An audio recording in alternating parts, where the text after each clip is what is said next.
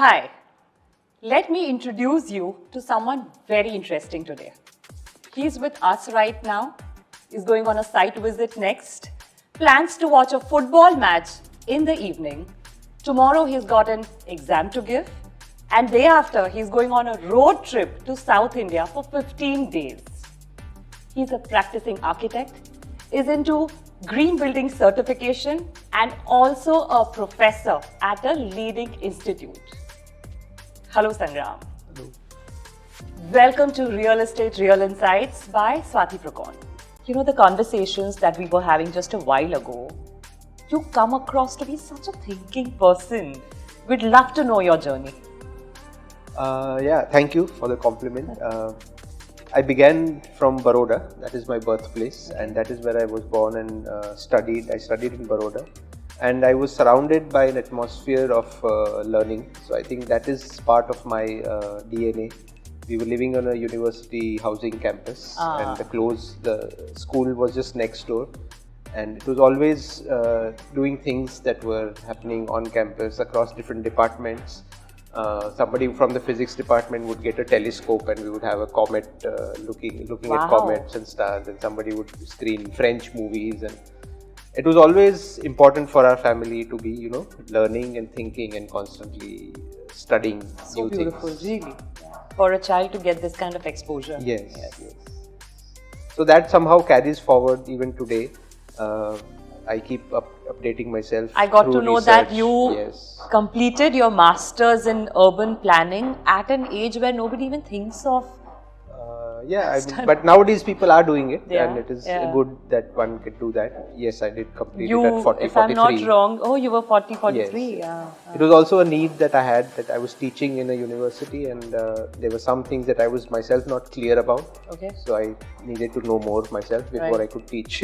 So it was part of that journey. Before that, I did a course on green building certification in the US, and then one here in India.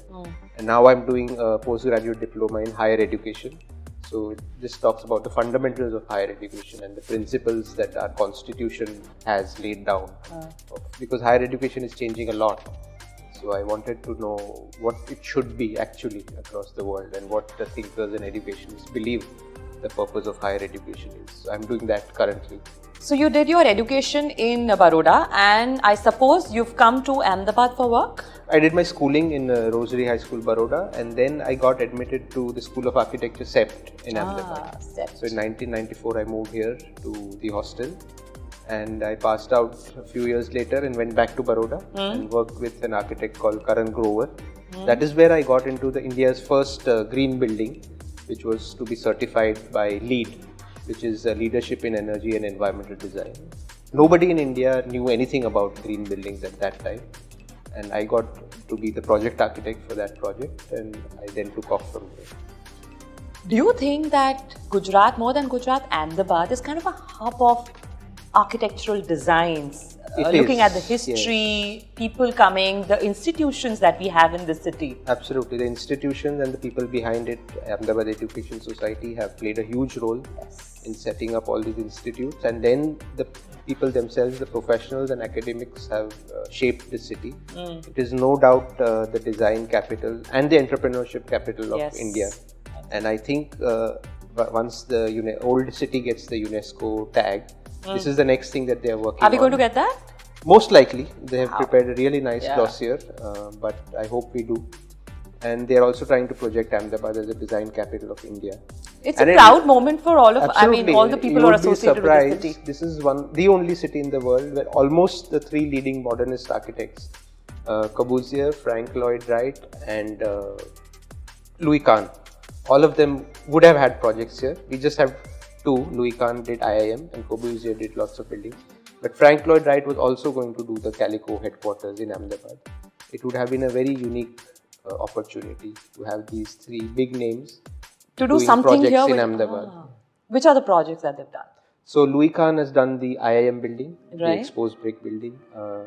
Corbusier has done the Atma Ahmedabad Textiles Mill Owners Association building on Ashram Road. He's done the Sarabhai House. Okay. And then of course he went on and did the Chandigarh Assembly, the entire assembly complex. So Frank Lloyd Wright was commissioned, but somehow it did not happen. Okay. We have had Bernard Corn, who came here in the 70s and did the original riverfront proposal. Okay. So lots of interesting people have come here. It is design capital. Lovely to know this. Yeah.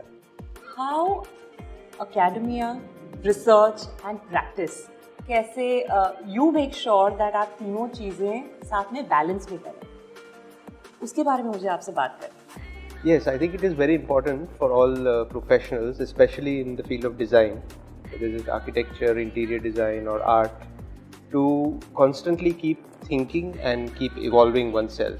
And research plays a very important role in that. One has to keep oneself abreast of what things are happening in the world, but that is information. One also should always have a personal flavor to what one's work wants to be, and that is where thinking is required. And you must go out in the field and document other people's work or traditional knowledge systems. So that is what I talk about. Can I interject here before I forget? When we say research, आपकी field में ज़्यादातर किस तरह से research होती है? So there are a few strands which are most popular, like documenting and studying traditional things, traditional architecture, interiors, decor, art. Then there is something which people want to do about the future of design, and you read up or look up how AI can transform your design inputs. Then there are things on sustainability and technology, the new emerging materials and systems of controlling built environment. Those are some very popular and ongoing trends of research. ये जो traditions की बात कर रहे हैं, तो ये तो लोग अपने पढ़ाई में कंप्लीट कर लेते होंगे ना, क्योंकि ये सब तो ऑलरेडी बनी हुई चीजें हैं, उसको देखने वाली बात है और स्टडी करने वाली बात है. Correct. A lot of our curriculum in design and architecture does include this, right from foundation year. But there is only so much time you can spend on it. So one doesn't really get into the depth of it. Usually 2 to 3 years of your college for studying interior designing? Yes, there are 4 years, but the first year is a foundation which is common across all disciplines. And architecture is 5 years. But the other aspect apart from shortage of time is the maturity. What you can do at 22 or 18 is one thing, guided by your mentor. Yes. But what you study on your own at 35 or 40 gives a totally different lens of perspective. And hence that continuing research and continuing education is important. Yes. So जो पहले क्या हुआ है, बना हुआ है, उसके बारे में जानना, फिलहाल क्या चल रहा है, उसके बारे में जानना और आगे क्या होगा. So ये आपका लाइफ टाइम लर्निंग जरूरी है. और जो अच्छा कर लेते हैं, I'm sure they are able to practice it well, show that well in their practice. What will happen is when you start doing things in practice, there is a constant need to do something different. That could just be as shallow as looking up Instagram and then finding what is unique and not happening in Ahmedabad, for example. Get something from Bombay or Dubai and do that. Or you could do some original thought, which is where research, thinking and some effort is. Yeah. I wanted to talk about these two aspects. Wherein जब लोग आपको आकर बोलते हैं कि ऐसा कहते हैं कि हमें कुछ अलग करना है, we want to do something different. ऐसा आती है ऐसी demand? Not anymore. When one is young and the practice is fresh, there are people who come like that. When one is established, you have set a certain way of dealing with design and you have a definite approach, and only those kinds of clients would then come to you. Achha. So there is if this they understanding. like your sensibility, Correct. those people will come to you. Absolutely. So Sangram, I wanted to ask कि इतने सालों की practice के बाद क्या आप उस जगह तक पहुंचे हैं wherein कि ये मैं हूँ, मुझे इस तरह से डिजाइनिंग करना अच्छा लगता है, ये मेरी सेंसिबिलिटी है, और if you like this, then I'm the right person. Yes, in a way, but not so in so many words, because that sounds a little pompous. I don't have a great practice. It is a very small firm and few projects. Okay. But in my head, yes, that is exactly where I want to be. Yeah. But then again, see, there are people who, even small families who are putting 30-40 lakhs into a house for the lifetime. And I don't want them to feel that I'm not attending to a client just because I have a different kind of approach to design or philosophy. So no, I would never say no, but I would be transparent that we will be working in this method and this process. And if this is not going with your aspirations or with your idea of your house, then you need to find someone better or someone else. एक बात बताऊं, आम इंसान के जो thought process है उस हिसाब से, hiring an interior designer, still it's a wealthy man's choice. Absolutely. एक मिडिल क्लास आदमी तो कभी नहीं सोचते Correct, कि हम correct. Interior designer appoint Absolutely true and bang on. It is not a need, it is not a necessity. And I think personally design should be much more democratically accessible. So why doesn't a barber or a small pan ka galla be able to hire a designer? Because he needs it more than anybody else. There's so less space, so much wanting to be done. There are so many people. So design is a great way to sort out those problems. But that doesn't happen. So at least where I teach, we try and bring in these modules of real life issues and community engagement, so that you can design an orphanage, you can design a lari ka thela, you can design a food truck. So those are the sorts of things that really excite me. So these days, it's become very aspirational to have such beautiful homes जो कैमरे में अच्छे लगे. Yes. But मुझे ये बताइए, ऐसे घर जो फोटो पे बहुत अच्छे लगते हैं, are they as comfortable to live? They could be or they may not be. Okay. It also depends on how you design them. But it is true, that is a need. Like earlier, one would say, I need a comfortable house. Now, this is one of the things that the client has in his or her brief, that I want a good looking house which can be posted online on as many occasions as possible. So I would not say that being Instagrammable or good clickable necessarily means they are uncomfortable or Right. badly designed. But that should not be ideally the aim or the intention. The design process and your house where you're going to live and your children are going to grow up and your parents are going to die, that has to have much more depth and substance rather than just being Instagrammable spaces. How do we define depth and substance in a home? It would vary from person to person. Okay. And I think as a designer and architect, your number one priority is in understanding what that family, that lady, their children, what they want out of that house. And sometimes they don't know it. Yes. So you have to ask the right questions and bring out that conversation, whether individually or get them all together and do a dinner with them. But you have to talk to them. And that applies for an institute also. An institute changes management. So a current head of the institute might have some ideas, and suppose they are redoing the decor. That person's thought philosophy cannot determine the decor or adding a wing to that campus. What is the underlying background philosophy of that institute? What are their principles? What are their values? You need to investigate all that and bring it to the fore and then deploy that into the design. Agree. If you want to show luxury, how do you do that? It would vary from a project to project, but there could be multiple approaches to it. For example, your choice of materials. And you can see ample evidence here. There are very nice, bespoke, rare materials being used. You come in the elevator and there is an art object. So it is really interesting to spend time with that object rather than getting bored in a... So that tells me that these people are thinking about my journey for a couple of minutes when I come from the ground to the 14th floor. It would have been nice to have more details on that artwork. But still, it is a thought. Right. That thought makes me special, feel special. Right. That is luxurious. In the big space, if you put 10 chairs, it can accommodate 12 chairs. You put 10 and I put 3. But I put them in a way that it makes it even more luxurious without making it look sparse or barren or unhomely or cold. But still, space and the way you use space or not use space could become luxury. The sense of privacy, of course, everybody, why do you need a farmhouse? Why do you want to buy a chalet in Paris or Switzerland? Luxury. It's not that place, but the remoteness, the inaccessibility, nobody reaching it or knowing it if you choose that way. So privacy is a big thing in luxury. Yes. I think these are some important. In the urban context, it could be location. Yes. Obviously, you may have a smaller house, but if it's in a prime location, that would be super luxurious. Yes. And you'd have to pay for it. Yeah, absolutely makes sense. Yes. And I also wanted to ask, what was the idea of luxury in the past?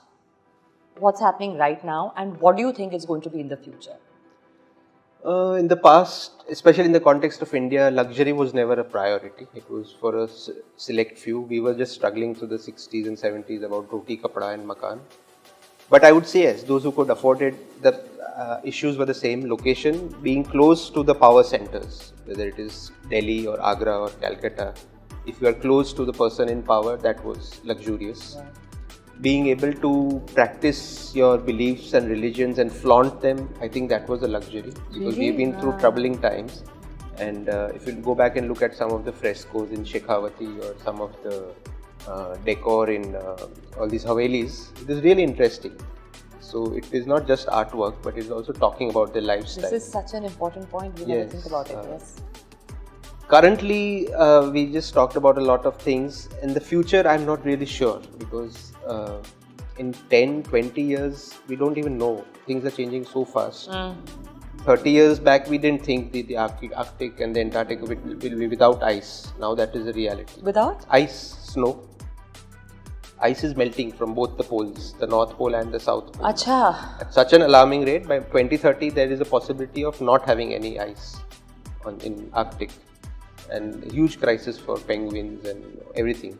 But how will this affect our space? So when you make a choice, whether it is luxury or even a simple lifestyle choice of not carrying mineral water bottles or not consuming or buying plastic bottles, instead carrying your own bottle all the time, all that will make a choice, make a difference.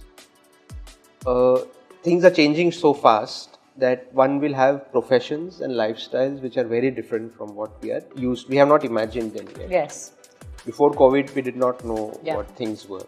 In the next 5 years, there will be several COVIDs or wars or whatever. Water is a big issue.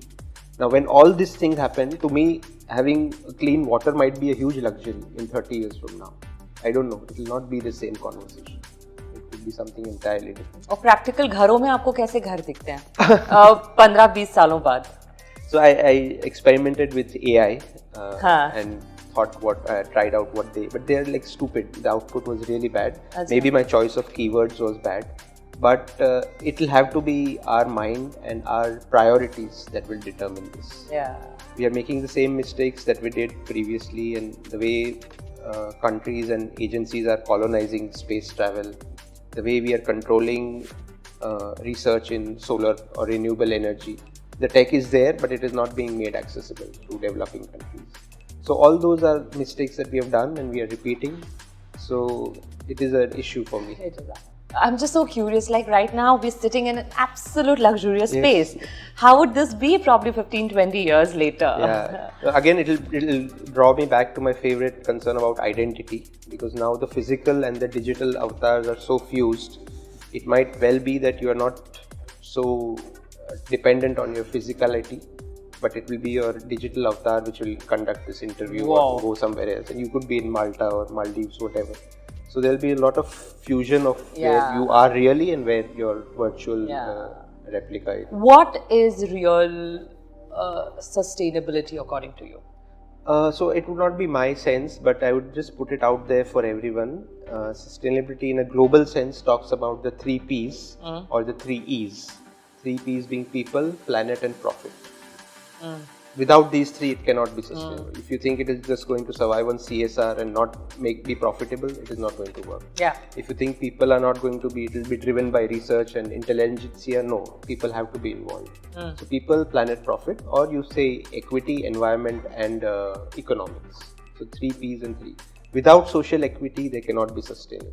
Without a sound business model, they cannot 100%, 100%. And that, if you apply in everything, whether it is architecture, making a film, writing a novel, consuming food, or planning a road trip, you just think of these 3 things. So why would you choose a small homestay by the village instead of a hotel, even if you can afford both? Right. It could be a sustainability driven decision. Also, I wanted to know, what is the role of technology in the new architectural design? So the way projects are conceived, designed and delivered has changed a lot in the last, say, 20 years. One of the most important things that has come out in every office is less and less use of something called AutoCAD, which is a 2-dimensional way of drawing. Instead, we have something smart called BIM, Building Information Modeling, which is an information and data rich model from which you extract drawings, cut sheets, data, cost, quantities, everything from one model.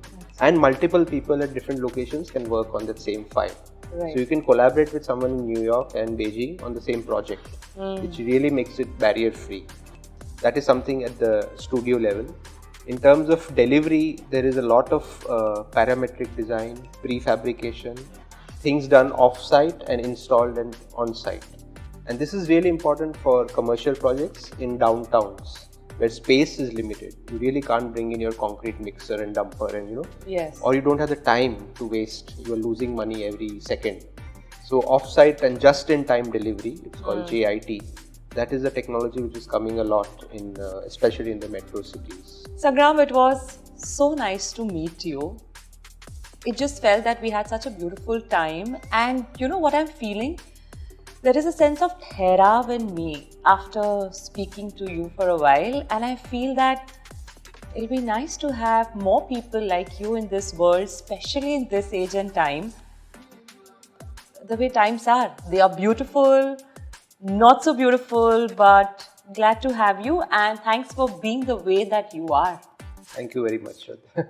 It was nice. This podcast was just an excuse to get to know someone so nice and vivacious yet humble. So great to be here. Thank you. Lovely. Thank you.